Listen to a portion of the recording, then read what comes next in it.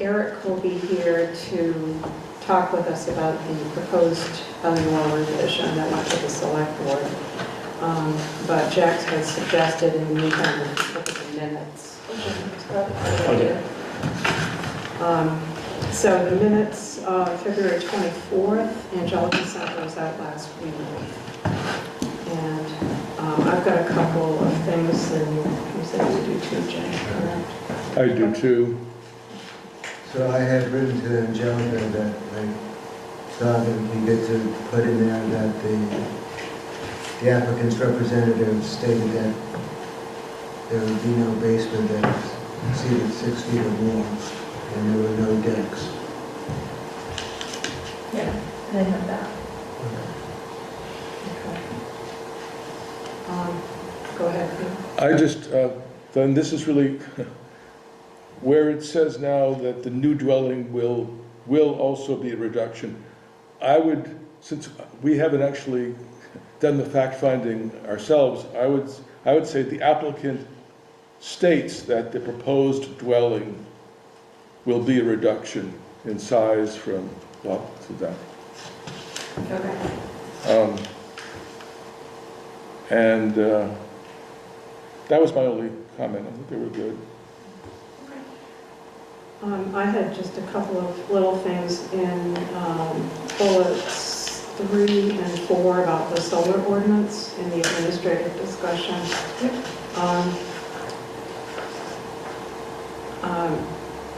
Just so it's clear what those were, third bullet says currently the solar ordinance edits Provisions. to include a solar bond requirement were presented. I would suggest maybe saying the agreed upon edits to the proposed solar bond requirement language.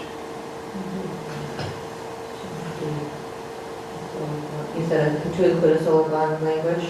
To the proposed solar bond requirement language. Okay.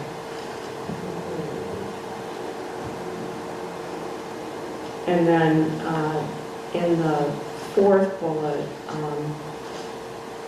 it says motion by Jack to approve the revised solar ordinance. I would say to approve the language of the proposed Okay.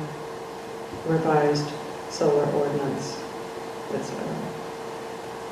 Now I don't think you need as amended because we've got revised there. Okay.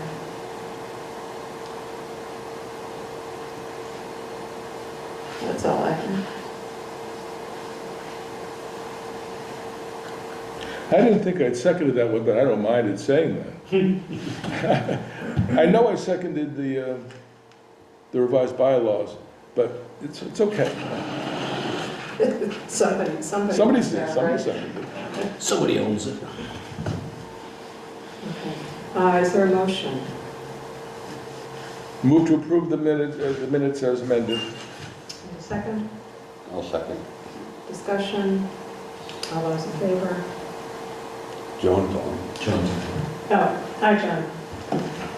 Were you here for the minutes discussion? Hello? Hi, John. Yes. He's voting yes. Okay. Yes. His hands up. All right. John's a yes. Hey. I vote aye. John's an aye. The dog votes also. The dog wants to go out. That's a voice vote.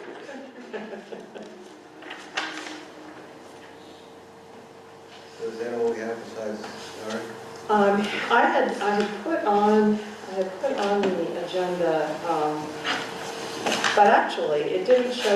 You and I, Angelica, had talked about an additional item, the administrative piece.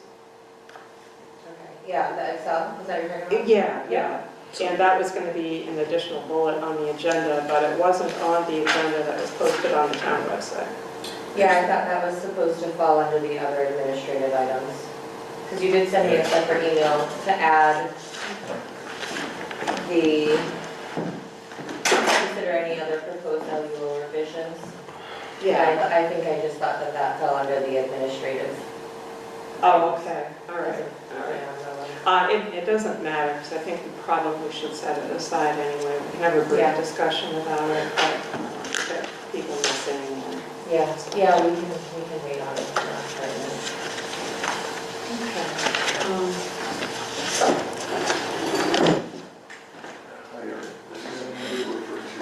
Oh, great, I read it. Thank you. Yeah, all set.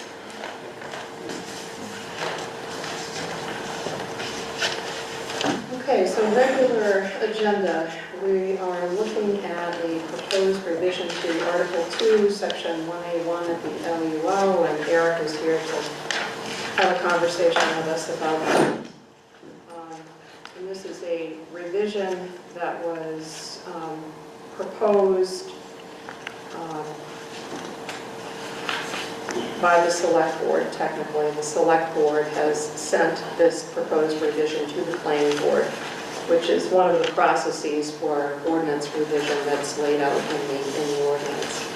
The language, maybe Eric, if you could just talk to all of us about the language a little bit, the background and the reason for it.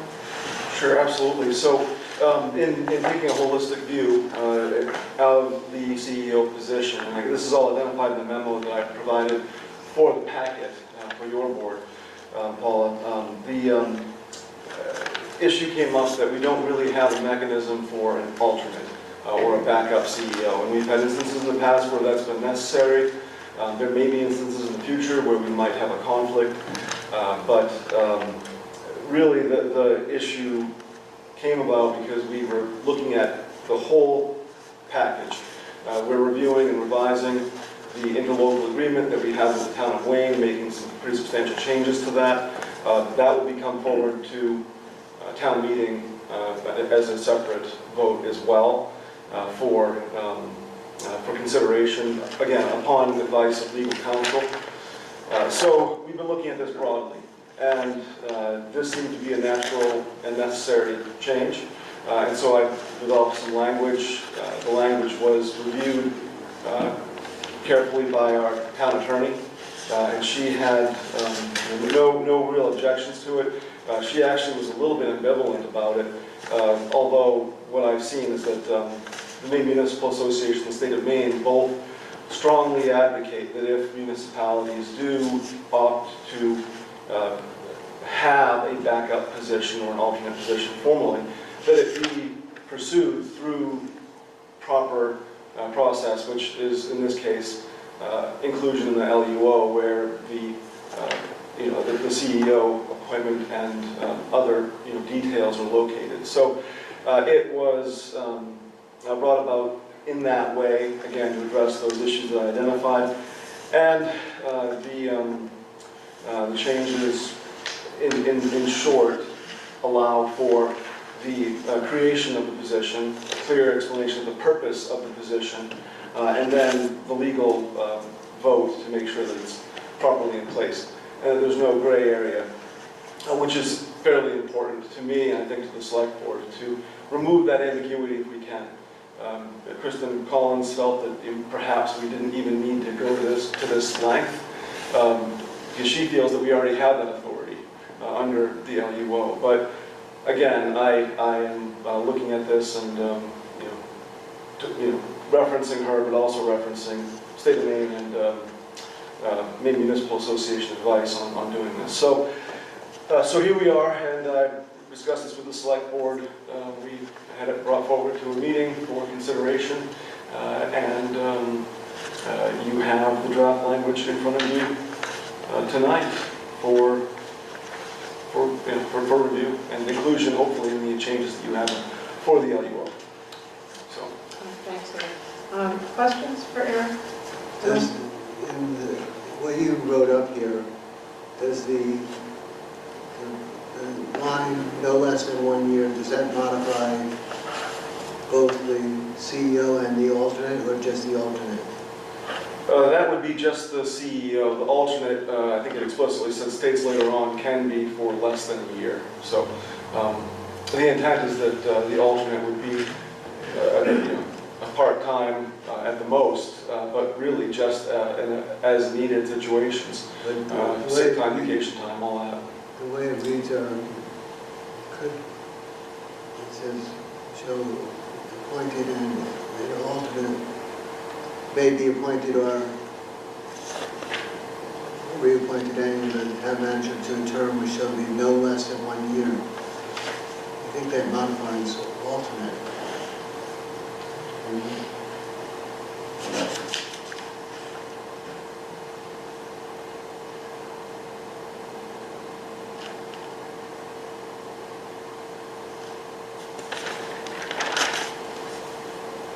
think it modifies, I agree it modifies both, but it does say except for temporary appointments of an alternate CEO, which may be for a shorter duration. So, I guess it does both, and I guess that it certainly could be interpreted that we could appoint an alternate but not have them active unless they were needed, or we could appoint an alternate for a shorter period of time, which I think makes sense. yeah. So I would agree with you that it references both to a term no less than a year, except if it's a temporary appointment of an alternate, then it could be shorter duration. Is that your understanding of what you've written? Yeah, that was the idea. We didn't want to have a situation where we could only appoint someone when an emergency arose. But we also knew that we didn't necessarily want to, if it wasn't necessary, appoint someone for a full year when there might be only a need for an LPI to help out for a week. Yeah. So you would have that option, and this would also give you the option of appointing an alternate for a year or more. Correct. Or a year. I mean, appointments never last more than a year. Although, can I ask Eric a question? 1 minute, John. Jack's following up here. I'll get I'm to sorry. you. It says the term for the CEO and the alternate shall be no less than 1 year. So the alternate would be appointed for no less than 1 year, so at least 1 year, except if the appointment's for a shorter duration.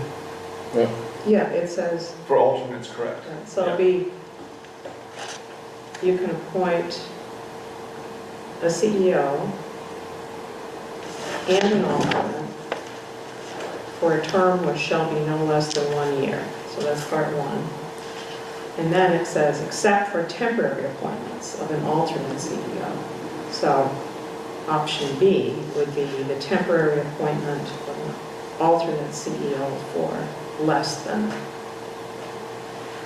that term, or for a short period. That's the way I read it.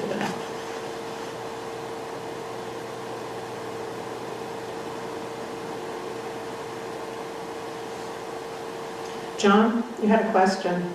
Yeah, I just, what is the concept of an alternate CEO? Maybe I've missed that before, but have we ever had an alternate CEO? We have. They just have not been, in my opinion, or the opinion of Maine Municipal Association of the State of Maine, appointed legally. So we've had a few different transitions where we've had to appoint or bring in backup support from town of Winthrop, from other municipalities. We've had Cliff Buck, our former CEO, come in and help and jump back in without proper, without full certifications. So we've had things that have happened in the past that probably ought not to happen again. And we've also had instances where, and as with any position, you might have someone who's out for a week or 2 weeks or perhaps a month, and you need support and backup. We cannot do that without this mechanism in place, at least not without some kind of potential risk that we could be called out for not having a legally appointed CEO, which could jeopardize any decisions or permits or things like that. Okay, that totally makes sense. Thank you. I have a couple questions and comments. John, for your benefit, you don't see, but for those in the room, I've distributed before the meeting copies of two statutes.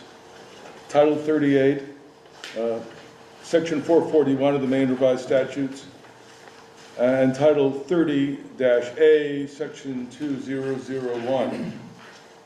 And the reason I distributed them is the proposal, I'm not saying, I have no particular opinion about it. It probably would be a good idea to have an alternate CEO. I have nothing against having the theory of an alternate CEO, but we are constrained by Maine statutory law about how we appoint these people.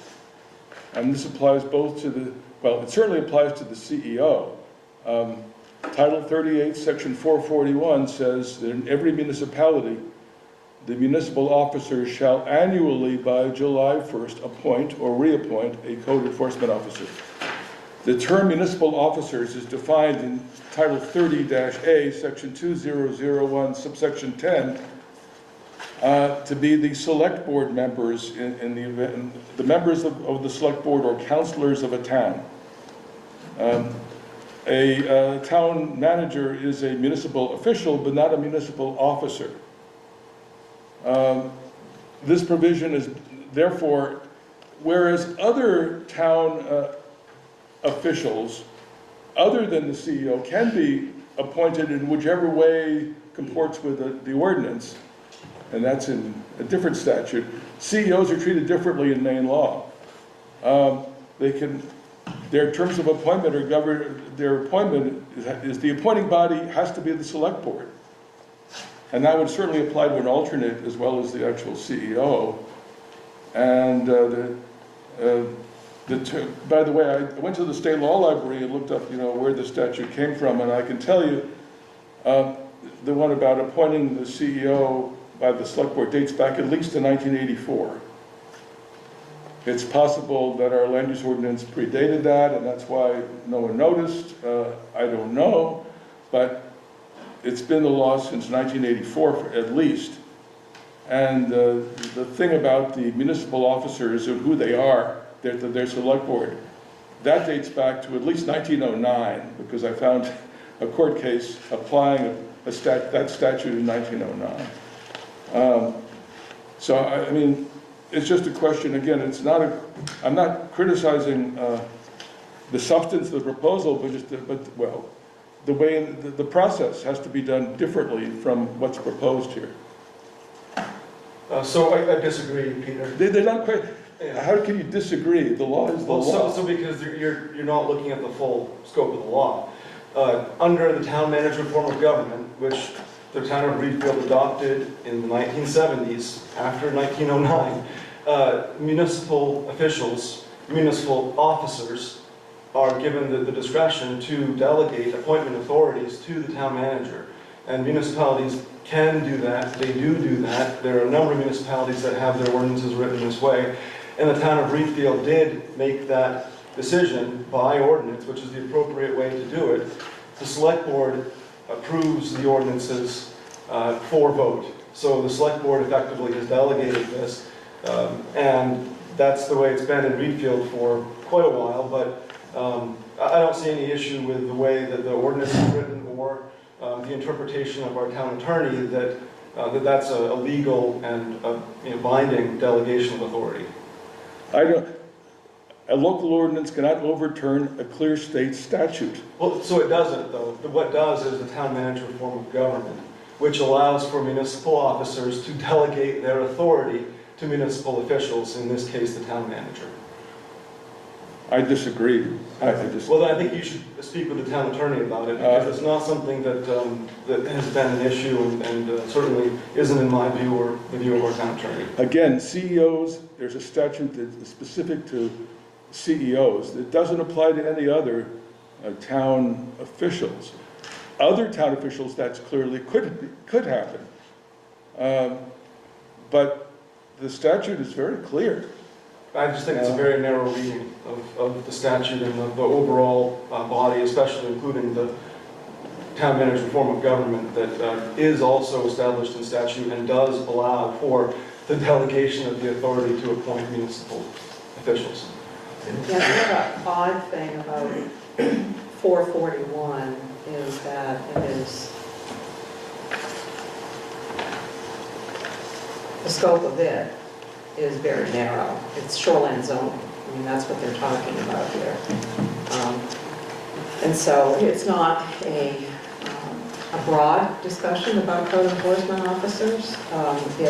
It's specific to shoreline zoning. And I would assume that the intent was to ensure that municipalities have someone who is able to enforce shoreline zoning provisions. But it's quite narrow. Could that be because towns have to have shoreline zoning, but they don't have to have other zoning? Yeah, they are required to have shoreline zoning.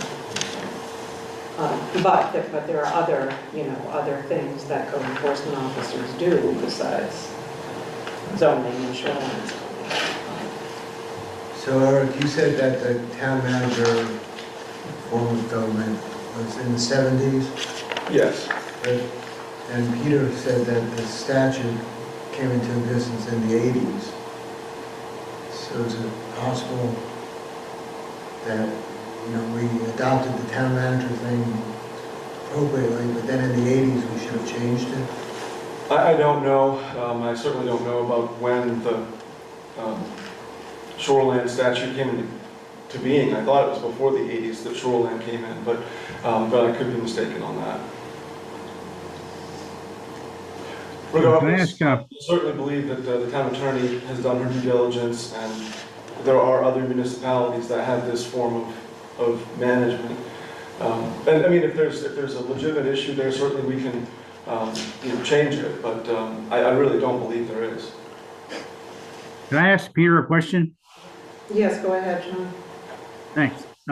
Peter, did you look at this, this whole issue of the town manager form of government and the idea that officers can delegate to the town manager how to appoint someone, appoint a CEO? I don't know of any statute in Maine law that says that that contradicts what Section 441 says. Section 440 was, Which is the Section not 440 limited to shoreline zoning, even though it's in Title 38. It says, in every municipality, the municipal officers shall annually appoint or reappoint a code enforcement officer whose job may include, and then talks about the duties of the job of CEO. And again, that was, what I do know is that was enacted in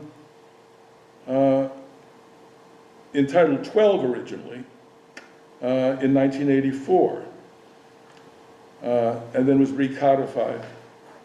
I checked the codification, the changes from 1984 up, and there was nothing relevant to what we're talking about that was changed from 1984 up. So the town manager form of government was enacted in the 70s. Oh, And long then- before, I'm sorry? yeah. Yeah, it predates all this. Yeah, Town manager and then the requirement that the officers shall appoint the CEO, that came in the 80s. That's what I believe to be the case. Well, you know what, I would suggest that Peter, can you talk to the town attorney about this? Well, yes, the answer is yes. I expressed my views in an email to our chair when I first saw this 2 weeks ago, and no one contacted me. I didn't, it's, Well, so I guess, Peter, part of the reason for no contact is that our town attorney has reviewed the language and sees no issue with the Well, language as written. So I don't, it's not necessarily appropriate for the town council to be talking with individual board members. right, that's why I didn't do it, because it's not appropriate for me to Well, contact. thank you. But your town attorney has not always been faultless. Well, neither has the state of Maine in issuing legislation that might contradict itself. There's nothing contradictory about it. It contradicts Oh, the town manager form No, of government. no, it legislation. doesn't. All you have to do, by the way, to make it perfectly appropriate, would be the town manager may recommend to the select board the hiring or non-hiring of anyone, of any CEO, and I'm sure the select board would in almost every case go along with the town manager's suggestion. But obviously, for some reason, the legislature made CEOs different than other town officials by this statute. You don't think, Peter, that, I mean, when I read this, it is very, I mean, the context is mandatory shoreline zoning, and my assumption is, I forget the title that, wasn't 30A, I think it was something other than that, but the language about code enforcement officers used to live elsewhere. It was in Title 12. 12. And it was reallocated and put into the shoreline zoning section. So that was a very conscious decision to move that. It was, I mean, the context was broader in Title 12, but. I'm just looking at the plain language of what it says. So I would suggest, I'd encourage the select board, or the planning board, to take the language from the select board and move it forward. I don't believe there's much more debate that's necessary on this. So a couple of different things could happen. I mean, you know, my intent tonight was for us to have a conversation about it, for Eric to be here to answer any questions. And in order to get this language to public hearing, it's got to be noticed, you know, immediately, like tomorrow, in order to bring it to the hearing that we have scheduled for the 24th. And so, you know, I understand what you're saying, Peter, but I am persuaded by Eric's argument about the broader language having to do with the town meeting form of government and delegation to the municipal official rather from the municipal officers. Do we know whether Kristen Collins looked at the statutes that Peter? I don't know what she looked at or didn't look at. I just know that she is very competent and currently serving municipal law expert. No, I agree she's competent, but when you came to us just now, you said that you were adding this section so it's clear that you have the authority to appoint an alternate and we haven't been doing it correctly up to now. And so it seems like you want to be cautious about this, the state law provision, to make sure that Kristen's looked at them and her opinion still stands. Just take a phone call. Sure. Yeah, well, I can make a call to her tomorrow and confirm the situation. I also said that if we've been, you know, this language has been in place with the current system. So I understand that if Peter thinks there's an issue, that's okay. But I don't believe that it would need to be an immediate resolution if it's been in error for 20 plus years, which I don't agree. Peter, if the direction that both the select board and the town manager wanted to go in was to make these appointments, to give the authority for the appointments to the town manager, what would you think would be the appropriate mechanism for doing that? I don't believe there is one. Not for the CEO. The mechanism would be for the town manager to make recommendations to the select board, and the select board would adopt them. I don't know what they might be, but I can only imagine that there are other places in state law where it talks about the municipal officers having authority, but these authorities have been delegated to someone else in the town. All right, now, I think there's a misunderstanding, for example, in Title 30A, Section 2601, which is a generic section, it says, except where specifically provided by law, charter, or ordinance, the municipal officers shall appoint all municipal officials. For the other municipal officials, that can be delegated, okay, by ordinance or whatever. But for the CEO, you have this, there, under the doctrine of the specific overrides the general, there's a specific provision there for CEOs. I don't know why, but it is. And again, if we, right, which, based on the plain language of Section 441, our current LUO is not quite right, and if we were to amend it, we should correct the problem. So perhaps the planning board could make that a recommendation independent of the language that has been proposed for the alternate. I mean, this doesn't necessarily have any major effect immediately. It would be really helpful. But I also think we're confusing two separate issues. One is Peter's concern about language that we're not proposing to revise, and that's certainly on the planning board if you want to propose that. But we do have language coming forward from the select board that does not address that issue and does not have to address that issue, that really ought to be on the town meeting warrant. Well, the problem is that the proposed language it compounds the problem by giving the town manager authority to appoint an alternate, where I think the select board has to appoint the alternate. That goes back to the original issue that you have, Peter. I don't see it making it any worse, and it certainly makes the situation better. So, and again, the select board did not ask for a revision to the appointment authority. So I don't believe there's any need to hold up this language for a separate issue. And what is our role here anyway? Our role is that the LUO lays out several different ways in which the land use ordinance can be revised. Issues can come, they can be initiated by the planning board, as we are doing with the solar ordinance, by petition, there are a couple of others, and it can be initiated by the select board. So in this case, the language that has come forward is coming from the select board, and so it was initiated by the select board, but they are required to send that in writing to the planning board and for us to go through our regular revision process. So we have a public hearing. We have a public hearing. And then we get back to the select board with, here's the language that we recommend. Correct. We ultimately, after the hearing, we make whatever changes are appropriate, if any, then that language goes to the select board and they include it presumably in a warrant.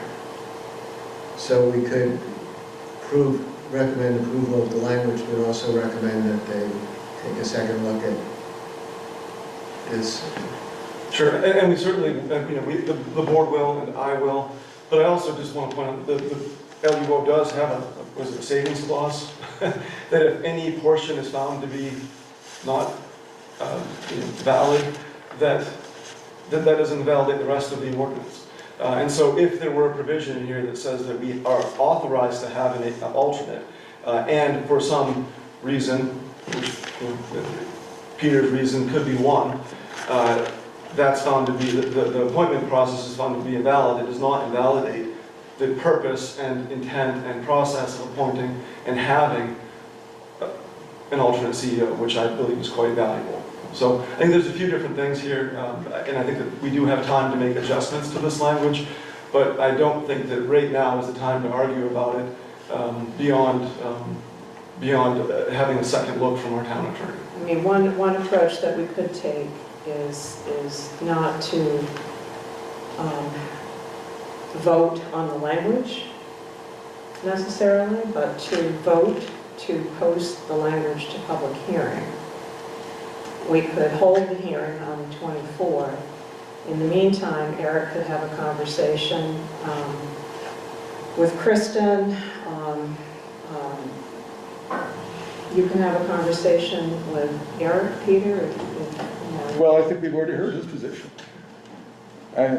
I'm open to conversing with anybody, but, I mean, someone has to give a legal reason. And Peter, you said something earlier and I didn't respond, and I just want to make sure I do. I did get your message about this, and I didn't respond back to you because it really I talked to Eric about it, and I understood from Eric at the time that he had had a conversation with the town attorney who was comfortable with the language and so forth. And I didn't feel it was appropriate for me to get in the middle and throw in my interpretations with yours and Eric's and get into that fight. I was willing to accept the town attorney's interpretation. But at this point, I mean, Eric, I think you expressed a willingness to have another conversation with her. Yeah, absolutely, and with Peter. I mean, we want to do this the right way. I just feel that this is not necessary at this moment to try to insert language that we did not intend to bring forward. So, Can I ask, John, go ahead. I'm sorry, is it appropriate for us to authorize Peter to talk with the town attorney? I'd say not entirely, but I'm certainly happy to have a conversation with Peter, with the town attorney, and try to figure this out, or at least give Peter hopefully some satisfaction, or prove myself wrong. Either way. So I'm happy to do that. It wouldn't be the planning board's place to authorize that, though. Okay, now, but that sounds great if you could do that. I mean, I think, you know, I have no questions about the competency of the town attorney or the competency of you, Peter. But I think maybe people can try to find a way to resolve this. Well, I think the question, I don't know that a conversation, what I'd like to know is, did the town attorney read Title 38, Section 441 in conjunction with Title 38, Section 2002, subsection 10? And if so, what is the town attorney's reasoning for saying that the town manager may appoint directly the CEO? I mean, I think that would be an appropriate thing to talk about. But, you know, the town attorney can give an answer in writing and save us from, we don't want to spend too much of the town's money in a meeting. If there's an answer, the town attorney can give it. It's possible the town attorney looked at those statutes, but I still don't understand the reasoning. Yeah. So in the meantime, would everyone be comfortable with a vote to include this language in our public hearing on the 24th? Well, all it needs a majority vote. I'm going to vote no, because I think it's not lawful.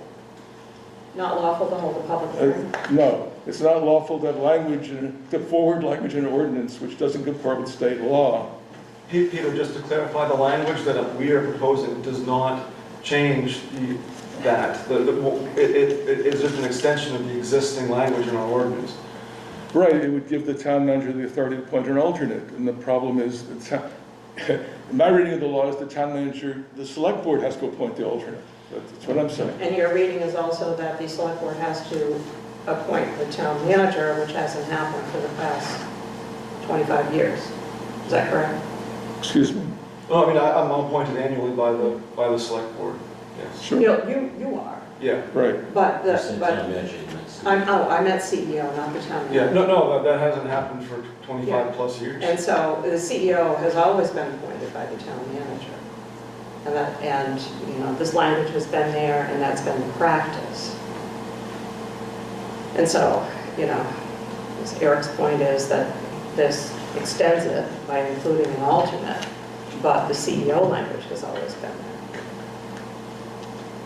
So we could vote to make this a public hearing in 2 weeks. And at that point, if you heard different, we can change the wording in Yes. this, that, and the. Yes. Yeah.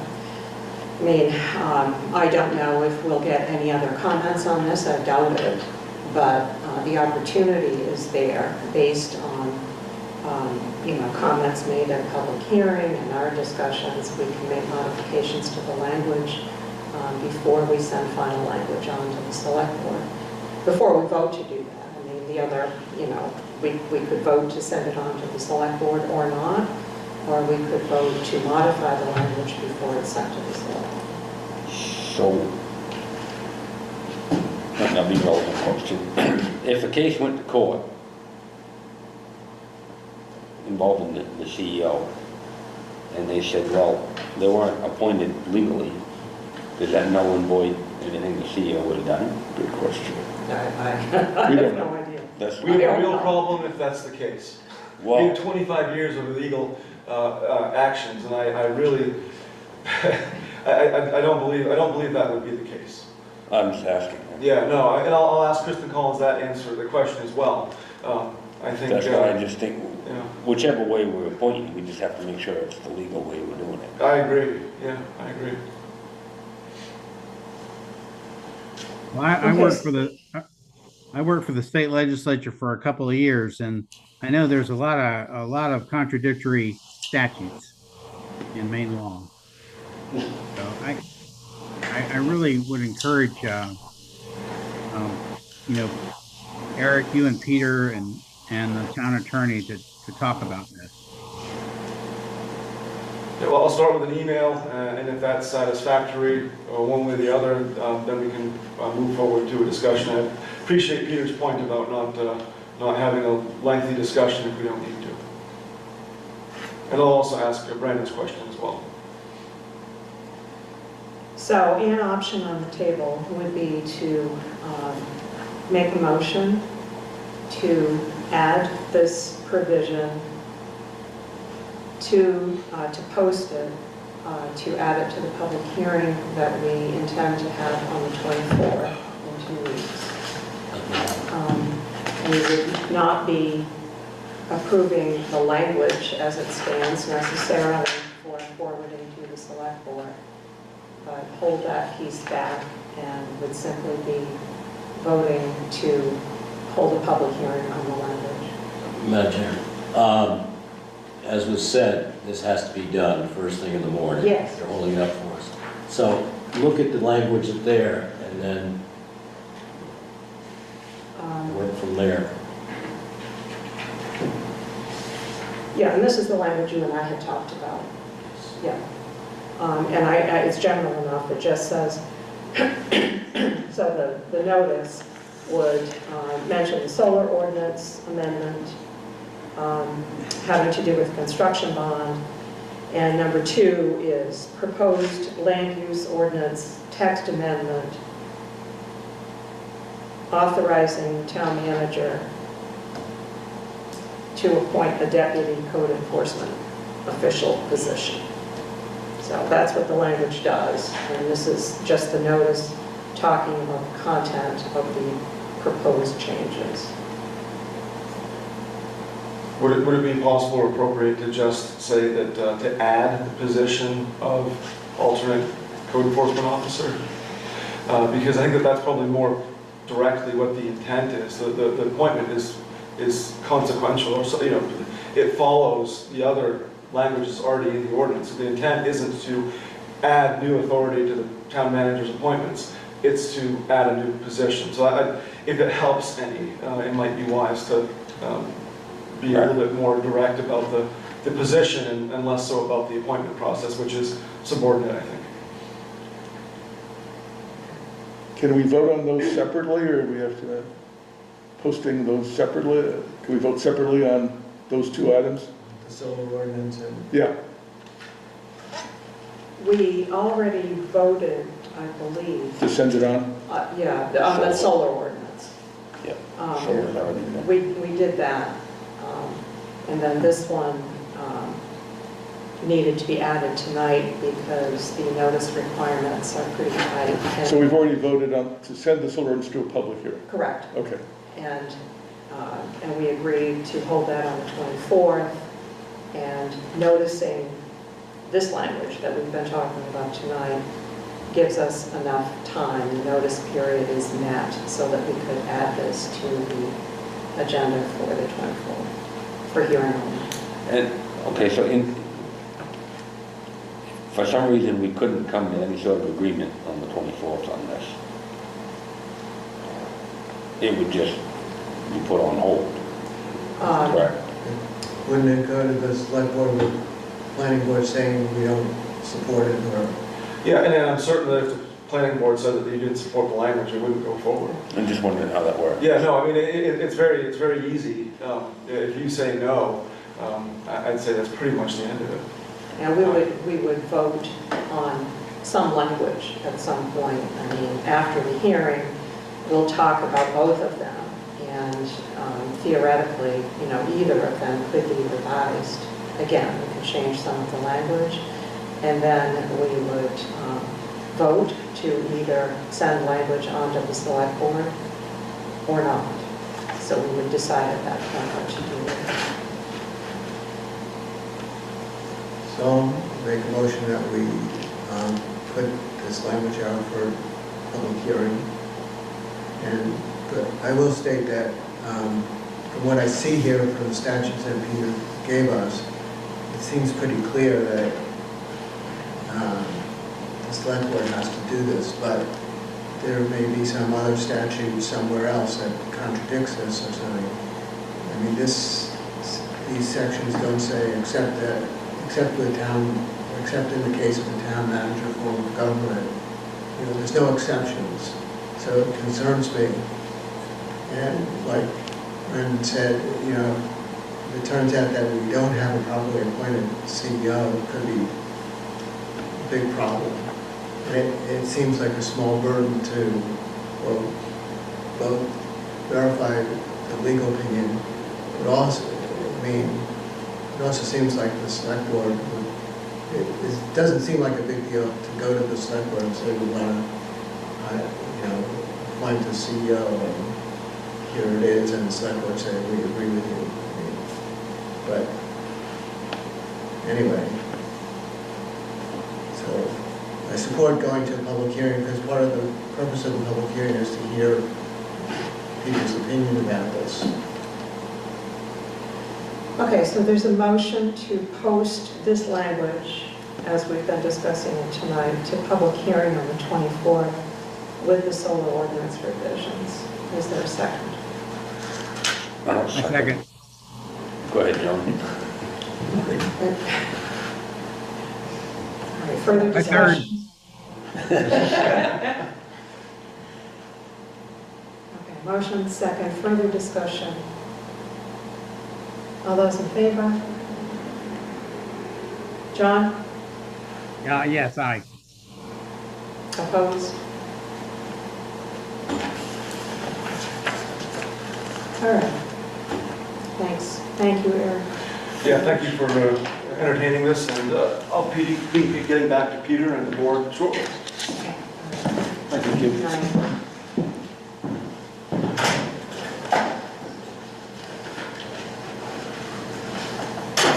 No, I knew it was not considered appropriate for me to contact the town attorney. So I was sort of hoping she'd contact me, but she didn't do it. We don't know if she saw this. We So- don't. He just said We it don't know is. if she saw Peter's email. I don't know. Because it wasn't my issue to engage the town attorney on either. So I did not. So we'll have to wait and see what happens with that. Eric did say he would contact her and he would talk to her about both of those issues. So we'll wait to hear back from her. Just, you know, people miss stuff occasionally, she might know. Yeah, I mean, she could miss things, and I think it'd be really important for Peter to talk to her.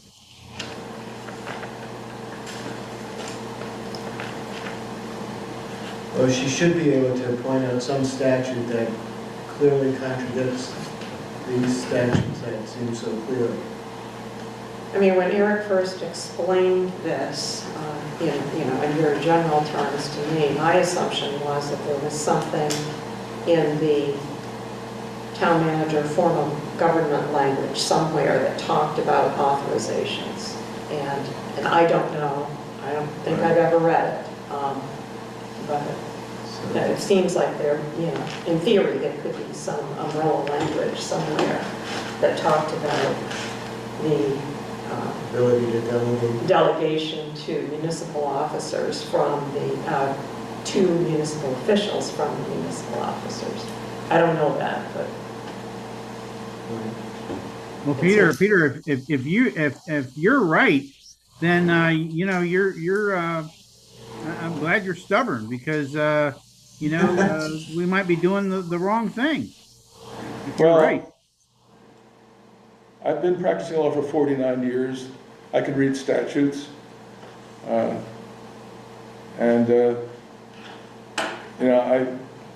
look forward to, maybe there is something out there that can be explained to my satisfaction, but so far I haven't seen it.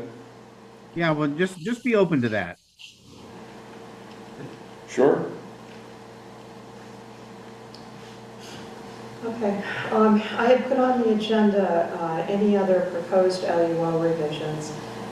We hadn't talked about any specifically, and we had a conversation about maybe like setting aside a broad look. We did that last year.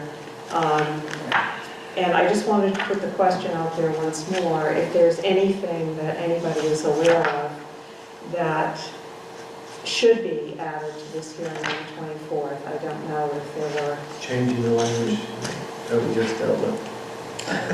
Yeah, there's that.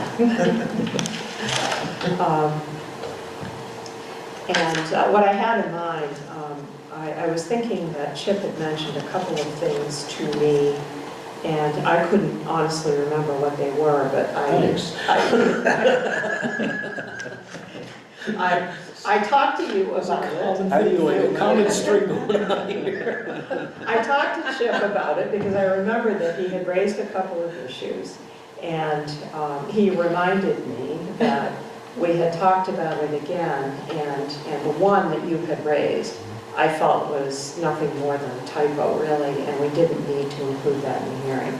And I told him to go ahead and tell either you or Kristen to just fix it in the ordinance. And I didn't think it needed to go to hearing. And you said that was the only one. Yeah, it wasn't so much a typo, it was, we changed something in the ordinance, and in doing so. Oh, it was a reference. It was a reference Yeah. to a chapter, subchapter that had been Yeah. negated, outdated. A reference that was missed. That's Kristen's arena. She doesn't remember you either. No, I remember it, I just It's- don't necessarily know that it's allowable. I didn't mean it that way, Chip. I know you didn't. Poor Chip. Say no, Alan. So, I think nothing but the answer, I saw something that can be dealt with this right now. yeah, okay. Long-term, I think we ought to consider clarifying and taking another crack at trying to clarify the nonconformity language, Article 3, Section 4, is that what it is? Yeah. I'm particularly concerned that one day someone will, under sub E, the greatest practical extent test, Yeah, whether they'll say that E1 supersedes E3.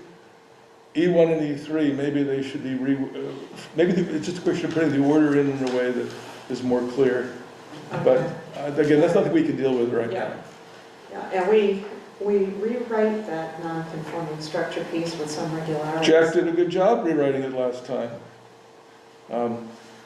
But I worry about people, and I think this sort of was raised at some point in the past, that someone saying, well, we don't have to comply with E3 because we're complying with E1. I don't remember that one, But anyway, might have been the appeals board, when I was on the appeals board that came up. Yeah.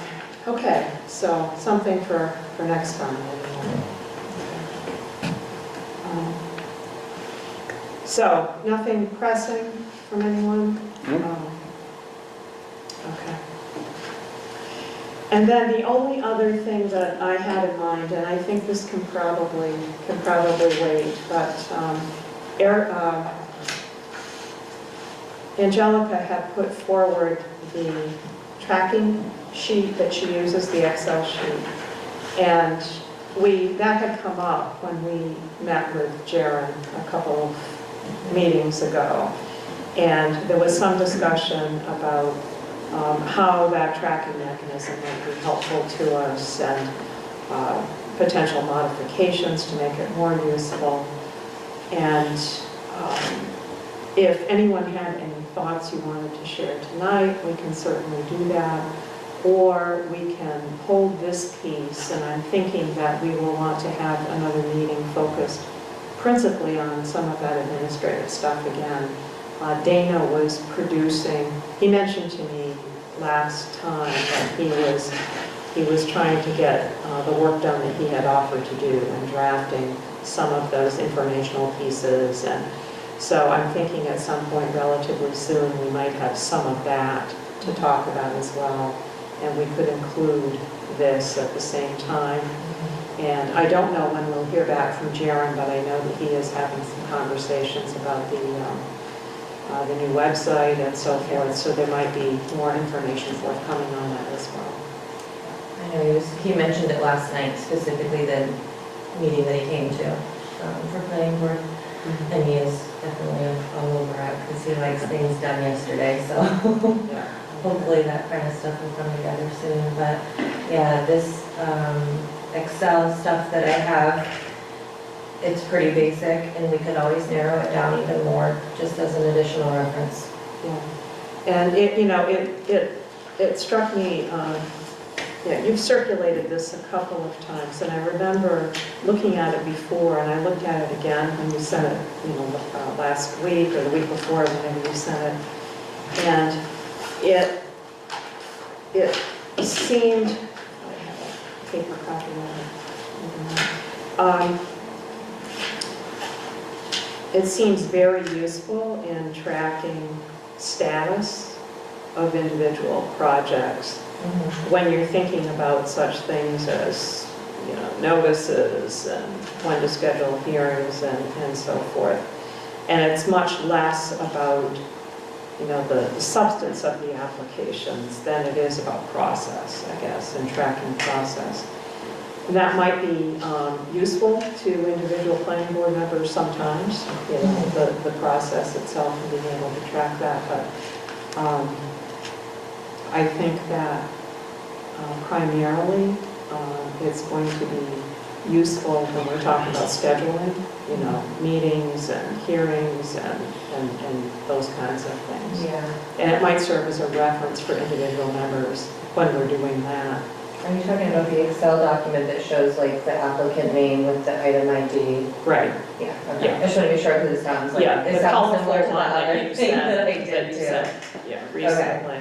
Yeah, and this one is very much just like at a glance, like, okay, like we were talking at the last meeting, well, if my neighbor got to do this, why can't I do it? Well, you can go on there and you can look at find their name and their map and lot, and then look up the actual materials that goes with their application and permitting and whatnot. So it serves as a reference if you know the name of the applicant. that Or you the know, map and lot, or about when it might have happened, but yeah. It is, based on that. And then within that document, which this document was literally solely created for myself, so I think it's probably more than, no, they don't need to know if people paid for their public hearing or not. Yeah. But it does have links within it, so it's got, the date all linked to the minutes and the videos, and then the item number links over to the application and materials, like all within the website, or on the website.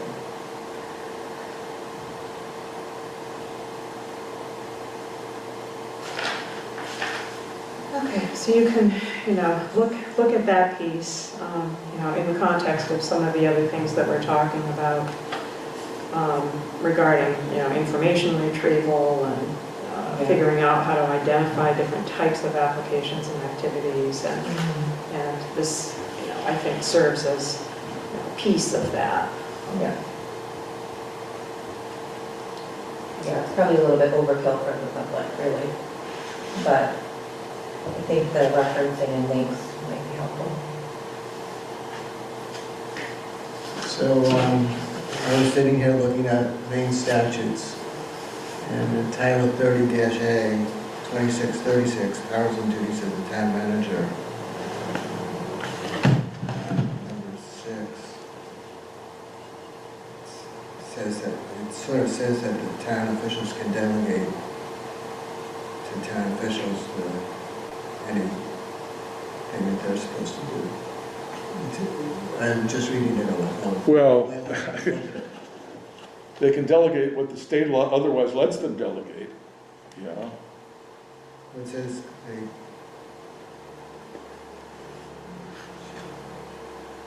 well, we should take a look at it. That's a 38 piece. Yeah. It says that the town manager shall appoint, supervise, and control all town officials whom the municipal officers are required by law to appoint, except for members of the limitless few.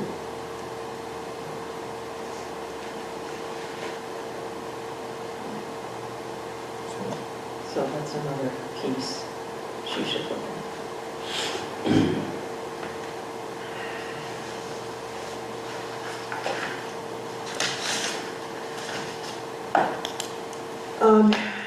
The only other thing I have is that I did send the bylaws to Eric because he wanted to make the select board aware of those, and I don't think he had time to send them for the meeting yesterday, so he'll probably do it for their next meeting, but those have been sent along. And Eric had no comments on the bylaws. He looked at them and had no comment. Except that he did, it wasn't a change in the bylaws, but he encouraged that we try to stick to the regular schedule as much as possible and not have too many special meetings. I think we try to do that now. And that's all I have. Yes. I put a special update on here for this meeting, looking for permission to present that. I've known for quite a while that there's 3 different solar farms, commercial solar farms, that are in progress for preparation. And 2 of them, just recently, one as recently as today, they've arranged with a company to represent them and do it all. So they're coming to us very soon. Small commercial, probably the size of the 2 that we've seen so far, large, small. But my concern was we had discussions, and I hope we give some thought to, that both of them have asked about the commercial industrial part of it. Will they have to do that? My assumption is yes, that nothing that's changed there. So there's a lot of work coming forward, I guess, if we're going to do both things for both projects. And again, there's a third that could be coming in soon too. Do you have any idea where those are going? Right across the street from each other. One will go over, go ahead, you described it better than me. One of them is across from, by the board sawmill. Yeah. There's the old barn across the street. Yeah. Be out behind that. Out behind. And then The other one is up behind. Gravel Pit Road, but on the right-hand side. The gravel pit's on the left. And I don't know what the third one is. What's that? What was the third one? Kensal.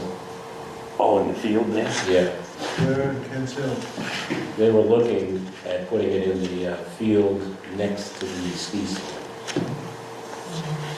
That, and again, that hasn't gotten to the point where these other 2 have. But they're still talking about it. I get calls every once in a while. That must be. Whatever it's on the school grade, right? There might be, yeah, there might be some issues with that one. That's fine, just awareness is what I. Yeah, yeah. Okay, That's it. great, thanks. Sure. Yeah, thanks a lot. Getting more good news? Well, yeah, we got quite a heavy schedule coming up next week. So get ready for heavy schedules, not like tonight. Well, So next week is the public hearing on both of those, 2 weeks. 2 weeks, next meeting. Those two ordinance revision pieces. Right. And there is an application, it's a non-conforming structure on Torrey. Correct.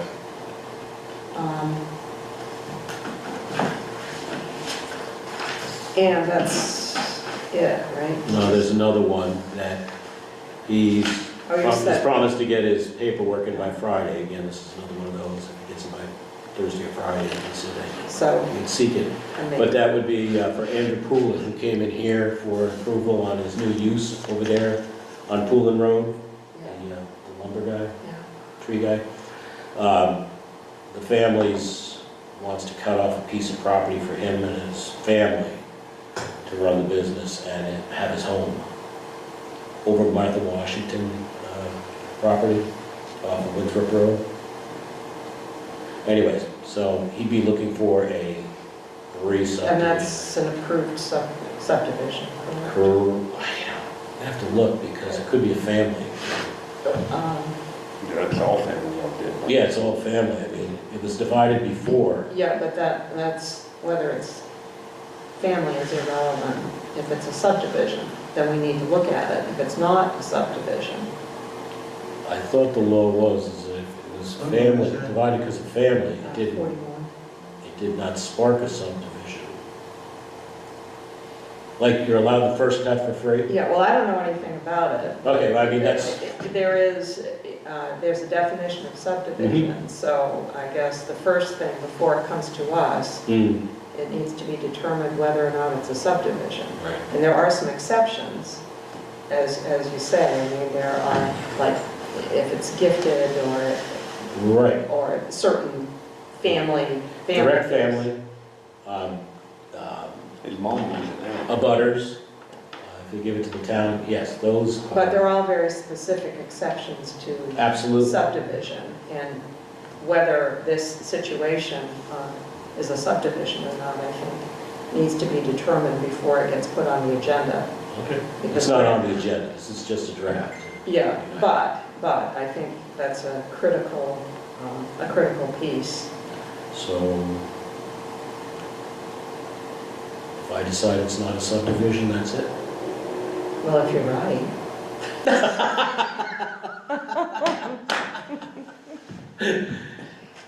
You're gonna have a ball. So just be right. That's all. Is this the son's taking over the Ballard's tree business? Yes. I Yes. think. Yes, Yeah. And they told us that they were gonna buy the land. right. Yeah, so that's what he's talking about. There's already been one division. Okay, there's a lot 1 and a 1A. Right, because they cut him off a piece of the Is drive. They that cut- called Poolin Drive? Yeah, Yeah, the- corner of Poulin and Winthrop Road. So- He must want to build out front on 41. Hmm? He want to build out front on 41, where the inn was. Is that what he wants to do? I believe so. I haven't seen it yet. All right, So if it's a I got mine. subdivision, we need to look at it. if not, I'll make the, And if not, then the planning board has no jurisdiction. illegal CEO. Well. Okay, we are adjourned.